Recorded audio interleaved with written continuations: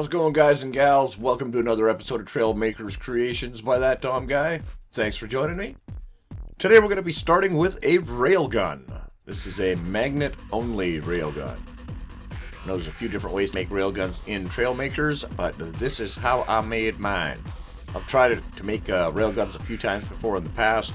A lot of different ways to do it. Some fail, some work, some fail drastically. But this one simply uses magnets on servos. As we can see here, we got 5 magnets on either side. You could probably make it longer. I don't know if it would necessarily make it go any faster. The downside with railguns in this game is using a projectile that actually flies through the air that doesn't have a lot of weight.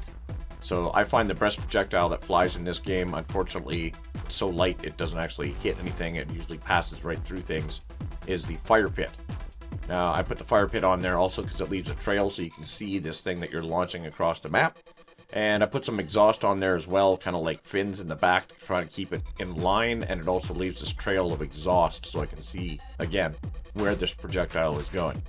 So, when I built this thing, these here servos are set at 30 degrees and they all rotate inwards.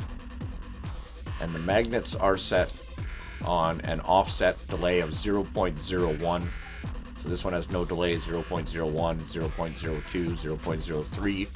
So they end up pushing the projectile out as soon as it's released from its detachable blocks in here. So that's just a fire pit with 2 long pieces of exhaust stuck on the bottom of the fire pit. So we can build that in. We also have some pistons in front here. Q and E will allow us to raise and lower that, so we can get a trajectory on it. Number 1 angles our magnets in. Once they're all angled in like that, spacebar to fire. That releases our detachable blocks as well as turns on the magnets. There goes our projectile way off into the distance. Like that little spiraling action, eh? Let's rebuild that. Unfortunately, we need to rebuild it in order to reload it. Number 1, fire. As you can see, we can fire it quite a ways. Now, I've tried putting dynamite in there so that you can at least get an explosion at the end, but it flies maybe a quarter of the distance, even though it's not 4 times as heavy. Doesn't make any sense. Maybe it's an aerodynamics thing. Maybe the fire pot, because it is a cosmetic piece, maybe it doesn't have any drag, so it flies a lot faster, a lot further. All the way up. Number 1, and fire. So yeah, that's kind of a cool railgun. Good concept. If you want to try and build one, that's a good way to try and build one. Maybe try and find a projectile that actually works and explodes when it gets there. But again, a railgun doesn't use an explosive projectile. It's just simply a massive chunk of dense material coming at you at high speed, which does all the damage it needs. Alright, let's take a look at our next build. So this build is the suspension wheel buggy. As you can see, the wheels are made of suspension.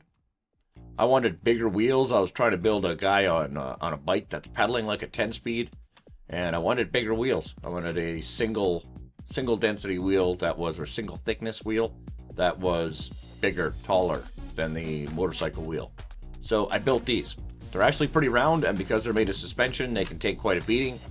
The only problem is getting them to turn, so you have to use servos. I used a double set of servos to give twice the speed, twice the spin of those. Instead of using a fast servo, I'll just use 2 of the smaller, the slower ones, and get them both spinning in the same direction. That way you don't have as much torque as trying to use something like, say, a helicopter engine. Which you could use, but then you'd have to have helicopter engines to counter the torque. So this also uses suspension that is made up of the weak single steering hinges. So as we can see here above my head there, we've got the single suspension or the single steering hinge on the rod connected to the suspension down to the wheel. And oh yeah, and look at this. Yeehaw! That's a little extra fun ride there for when you want to ride in the wheel. You just step inside the wheel here to be like, weehaw! See? No, that's not really what it's for. Alright, so we can jump in the seat here. Now for steering, we can see that the whole body angles. The wheels angle as well, so that we can get kind of a drifty action without rolling over, because the steering or the suspension actually does have some traction on the ground. And spacebar is to spin the wheels. The only problem is when you let go of the spacebar, the wheels will instantly stop. So you'll like face plant instantly if you're in the air. So you'll just want to keep your wheels going. So let's have a look at it once it gets going. Spacebar. Did I mention we have a couple of thrusters on there as well? So you can see it's a little bouncy, but it's not bad for homemade wheels. Right? And because they're homemade wheels, we don't really care about what kind of surface we're on. We can be on the mud, we can be on the grass, we can be on the dirt, don't matter. We got traction action, so this, you'll see, if I'm holding spacebar, wants to stay as just a cockpit. It wants to stay fairly level if you hold the spacebar, but watch, it'll jump in the air and let go of the spacebar. Do a super slam. There we go, super slamming, into the air, let go. Oh, see, here we go, nose plant. Come on, roll over. There we go. And go. But it does take fairly good jumps. Again, because of all that suspension. And using those weak, see, look at that bounce. Those weak steering hinges, using that as suspension.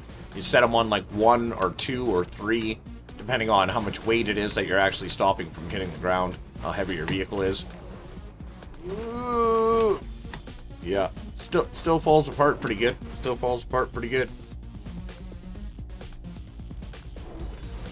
that is the suspension wheel buggy. Again, experimenting, always experimenting. What can this game do? Or what can I make it do that it was never designed to do? There you go, big jumps, lots of... Oh, big squat, no busted pieces. Let go. And go. Oh, see, look at that bounce, eh? That stuff, those little suspension or those steering hinges work really well as suspension. Quite surprised. You can get them tuned right so that they're at the right weakness with no controls on them. Oh, we got a busted wheel. Hey, let's give it the old, the bowl test. Any four-wheel drive vehicles with suspension, I like to give them the bowl test. So drive into the bowl, give it a circle, and then out the side of the bowl, full 90 degrees. Look, maybe we can, let's see if we can even get in the bowl. So we come in the bowl, and let's just go down to the bottom of the bowl and rebuild. There we go. Settle down, Betsy. All right. Now, up the side of this bowl, and we'll see if we can land with no damage.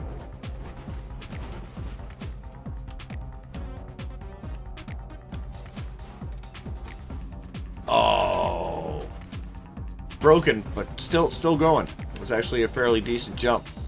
You get fairly good air coming out of there for starting at the bottom. That's always a test I do with anything I build with heavy-duty suspension is, can it handle the bowl test? All right. Oh, and with that little pop over the wheels, let's look at our next build. Now, this little fancy hot rod is called the Slippery Devil because it's made to be kind of a drift car. Now, the reason why we can do that is because in the back here, as you can see, we have a single spiked wheel that gives me just that little bit of added traction because these larger back wheels, these truck wheels, don't have a super amount of traction and would tend to slide out, and the rear end of this car is pretty heavy, so it'll want to pull out. So if you just put a spiked wheel back there on some really weak suspension so that it's still touching the ground, then you can get that little bit of extra grip that you need to give you the traction to get the speed. And you'll also notice that most cars will actually go super fast if you're using them spiky wheels because you get maximum traction on the ground. So this uses our good old piston glitch to get our wheels to sit in those wheel hubs. As you can see how the wheel sits inside the pieces like that. It'd be nice if we had rounded pieces like that to make wheel wells, but we don't. Same thing in the front there. You can see we'll look in build mode real quick. As we can see here, we just have our wheels set on pistons that will set into the right height so that our wheels are tucked inside these pieces. Same thing on the back side here. We've got our piston, brings our wheel up inside this shape so that we can end up with a form-fitting fender. Oh, form-fitting fender. Form-fitting fender. Form-fitting fender. Yeah, okay, enough of that. Enough of that. As far as drifting, this thing does have just enough grip that once you start the rear end sliding out, and because of that single wheel, you get a little bit of leaning to one side or the other, and that helps to release the rear end. Ooh, it's not really made for jumping so much. Not so much jumping as racing. The steering's pretty responsive on all them surfaces, but it does like to slide a little better in the dirt and the mud. As you can see here, turning sideways. I just thought it was kind of a cool design. Kind of slick. Got our mirrors, all kinds of cosmetic pieces on there as well. Downforce spoilers in the back. Keep them wheels on the ground. It's not super ultra fast. It's pretty fast. Again, we don't have quite the grip on the steering for the front as we do in the rear end. That's alright. And it is a two-seater, so you can go hot rodding with your friends. That'll be uploaded to the shop as well as all the other builds in this video. Go and have a look-see if you're interested. Let's take a look at our next build. Alright, next on the docket, we have the Skunkworks Jet. Give me 3 guesses why it's called that, but you're only going to need 1. So this is a pretty straightforward jet. Again, we have inverted wings in the back to keep the tail end down because we don't have any wings in the front to hold the front up, so we need to do like real planes and keep the back end down in order to keep the front end up. That mean jelly bean? We got some simple landing gear on here, which is really tough to use because it's like a 300 kilometer an hour jet, so landing is always fun. Pretty quiet, pretty fast. Let's spin around this way here. Let our landing gear pop up real quick. I will be doing a Let's Build landing gear video soon, so stay tuned in the near future for that if you're interested in learning how to build different types of landing gear. I'll show you a couple of different methods that I use. So we have left shift and space. Space gives us our thrust. Once we take off, our landing gear will tuck up nice and neat.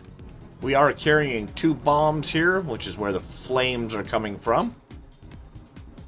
As you can see, we have fairly decent control. Fly-wise, even when we are equipped with our bombs, left shift will drop our bombs so we can fly over our target like this. Get some air, left shift. There they go.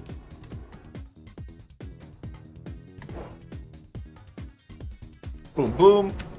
There you go, kaboom, boom. So the design of this is pretty straightforward. We got some thrusters underneath. Wings in the body. Oh, that was close.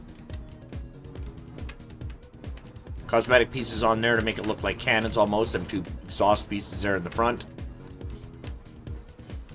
But again, trying to build a plane using minimal amount of wings, minimal amount of pieces. So let's see if we can actually land this thing. We do have a sensor for our automatic landing. Yeah. Well, that's one way to get to the ground, isn't it? So we'll try a takeoff here again. You'll also notice that when you hit space at first to take off, that those some of those ailerons or those stabilizers angle downwards like that to give you a little bit more stability in the air. So let's see if we can lift off in the air. Can we? Well, we can, but it's...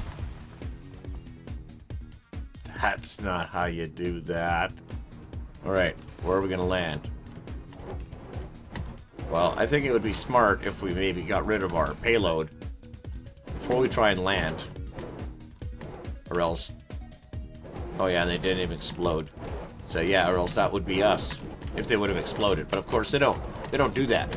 They're like quantum explosives. They behave differently if you're watching them. And land. And land. Nailed it! So that is the Skunkworks Jet. That'll be available in the shop as well. Pretty simple build. Fun to fly though. Let's take a look at our next one. You ever been on a foreign planet, wish you had like a rover to drive around, you know, something that could take you off road in case you run into big crevasses or craters and things like that, sand dunes and all kind of things. So I often wanted the same thing. So I built this. This is the Red Rover. The Red Rover has an overly engineered suspension system with monster truck wheels that are all hinged on one point on either side of the body. It works really well though. It looks pretty cool too. So let's jump in the seat. It's got tank steering, which of course with these monster truck wheels only really works when you're sitting still like this.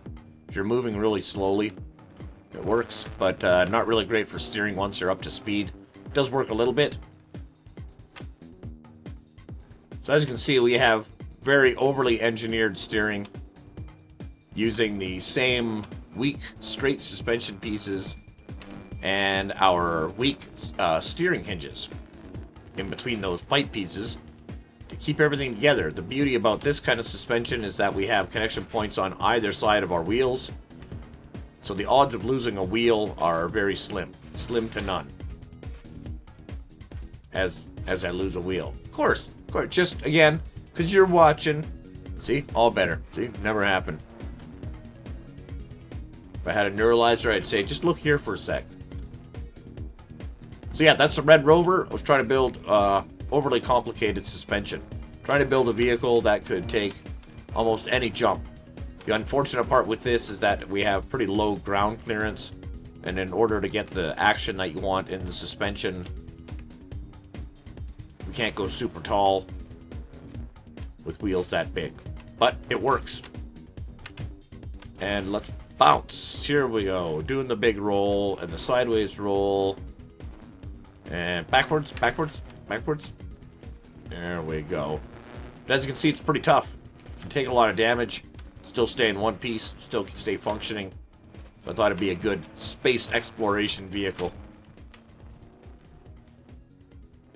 Good way to keep all your tires on anyways. Independent suspension on all those wheels as well, as you can see. So if you're traveling to any foreign planets and you need to get around, grab one of these off the shop, you'll be good to go. Alright, so who's ready to go on vacation? Here we have the fancy blue motorhome. Check it out. Check out the design features on that puppy. We got the headlights. We got dual seats. We got windows from here to breakfast. Even got skylights up there. Look at that, eh? Pretty fancy. Even in the back here. Wow. Let's hop in here. Look at that. Don't we look good in there? We got a steering wheel. Styling. Styling. So, we got decent speed with this as well. Most people would say, hey, isn't that a little top heavy? Isn't that going to flip over when you turn? Normally it would, yes. Yes, it would very much. All the time and every time. But, if at the back here, you'll notice at the back on the bottom, we've got some angle sensors. Those angle sensors are connected to these gimbal jets underneath here. Now these gimbal jets are all set to, you guessed it, -1 power. So that means they'll be pulling down, so when we tip, we have one side, keeps our side down close to the ground as soon as it gets anywhere near this angle, which is set to 179, I believe, at 90 degrees. So as soon as it starts to tip, these will pull that high side back down to the ground, keeping everything nice and snug, so we can actually turn at a decent speed without rolling over. See, and you get wonderful effects like that too. That's cool when you're having your morning coffee and your motorhome flips upside down 7 different ways. Also at the back here, number 1 pops open the back so you can see inside. We got all kind of room. It's like a dance floor in there. You could transport like a motorcycle, a family of 3. I have no idea where you'd sleep. Get a tent. It's a motorhome. We're on vacation. Stay at a nice hotel somewhere. This is just for driving around. We'll probably use this as a doing like tours in the African outback, the Australian outback. You'll be driving around and the lions can't get you. You can just watch them out the window. So that is the fancy blue motorhome. That will be uploaded as well. Tried to put all kinds of fancy trim on there. You can see nice chrome trim on the bottom, nice chrome trim on the top. Good stuff. And again, using that same piston glitch to keep our, but in this case here, the wheel stays still and it's actually the fender that is on the piston and gets pulled in so that it surrounds over top of our wheels. To give us a nice rounded fit where our wheels would normally not fit. Alright, let's take a look at the final build of the video. So this bad boy is the off-road Stinger. This uses, again, over-engineered suspension, kind of similar to a trophy truck, but this is more like a space version of a trophy truck, future version. Really good suspension, take almost any jump. It just uses a steering, as you can see in the front there. It's just using a couple of steering hinges rather than steering on the individual wheels. That way we don't need to mess with the suspension setup. And this uses like a tri-frame, three-frame, almost like a wishbone suspension. We have decent speed because we got some mini thrusters in the body as well. But this will let us take awesome jumps, decent ground clearance.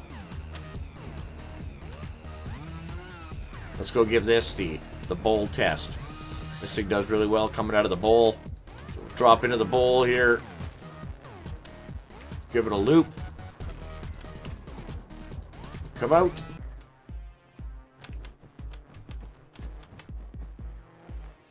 Oh! Now see, you fail the bowl test if that happens. So you don't want that to happen. You want to dive in nice and come out. Lots of speed. Just like this. Oh yeah, look at that. Beauty. Beauty. Covers lots of distance too, so this would be a great racer for like racing up the mountain. It's also one of the few vehicles that can actually take all the jumps across the on the other side of the island here. And of course take these jumps consecutively without repairing. So across here. And land. And then across here. And across here. And then across here.